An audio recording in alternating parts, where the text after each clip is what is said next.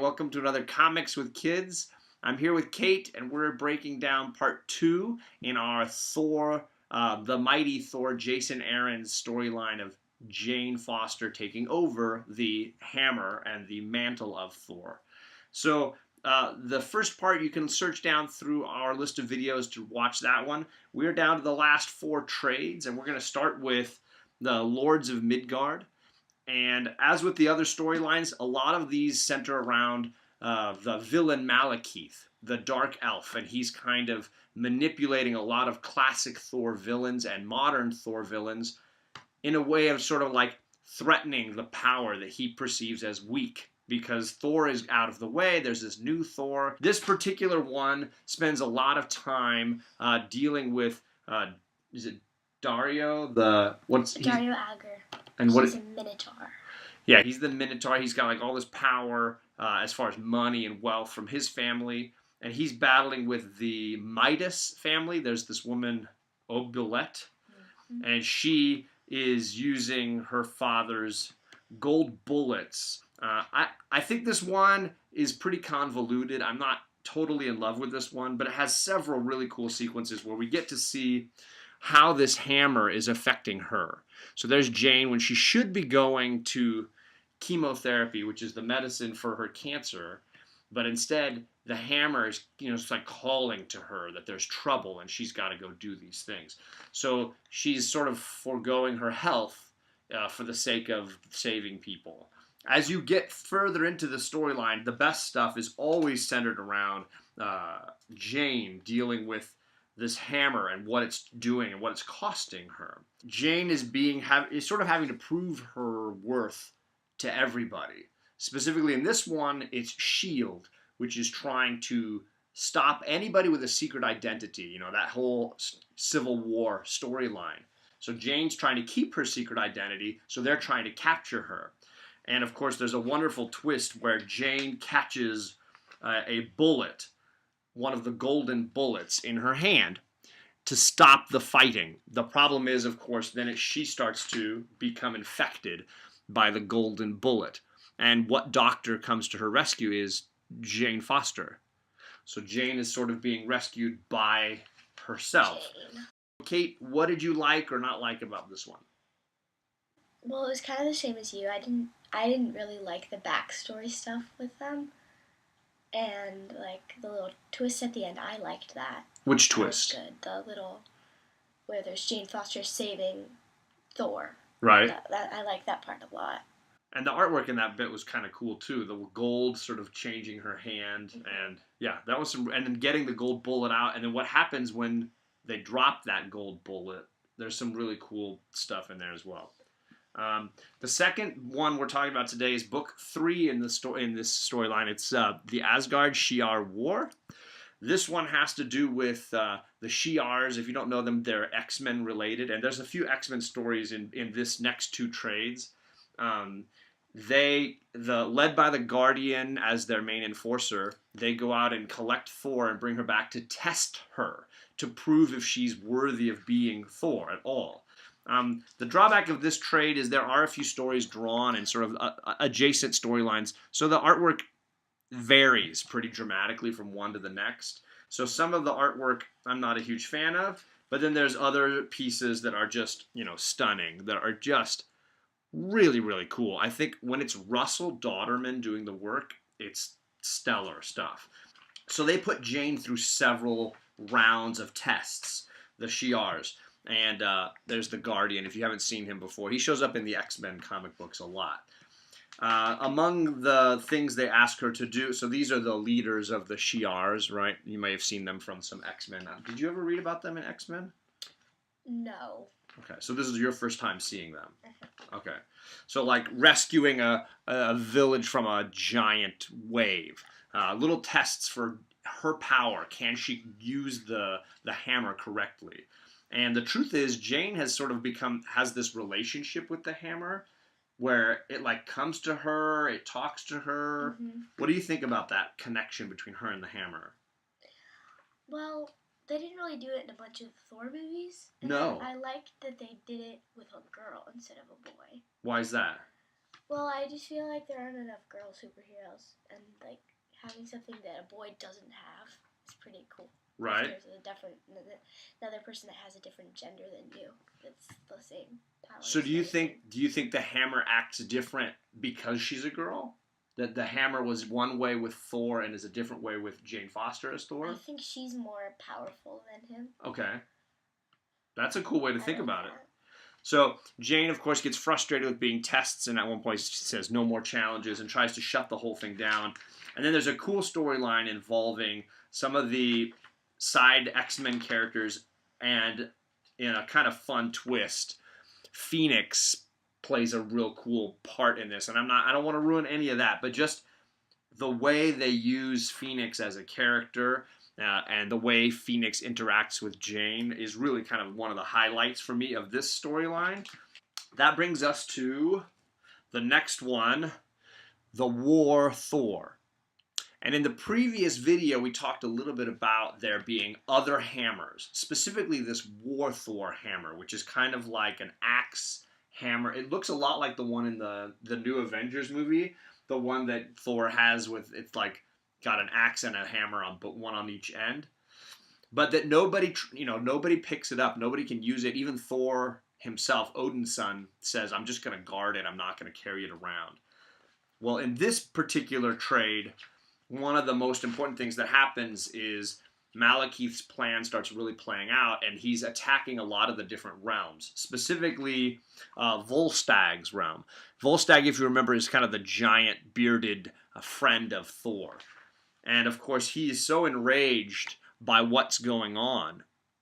Volstagg decides that he is getting called by this hammer.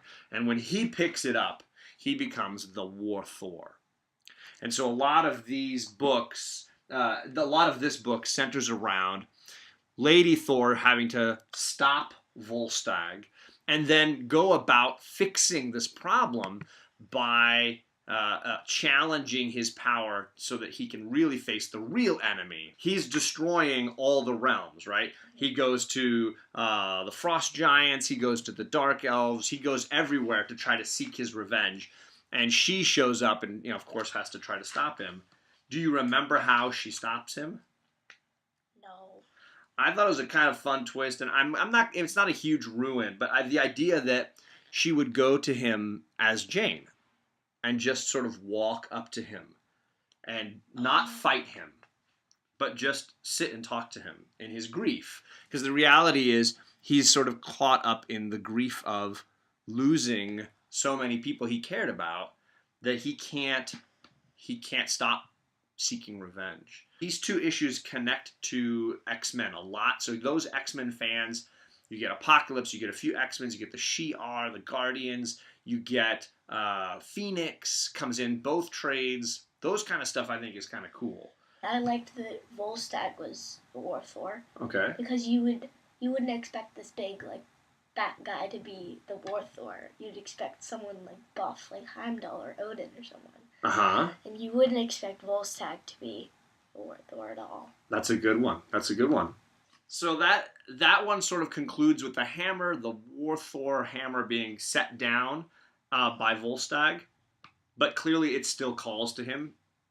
And that leads us to the final trade in this storyline, which is the death of the mighty Thor. And it has that beautiful cover, that burning Jane Foster kind of cover.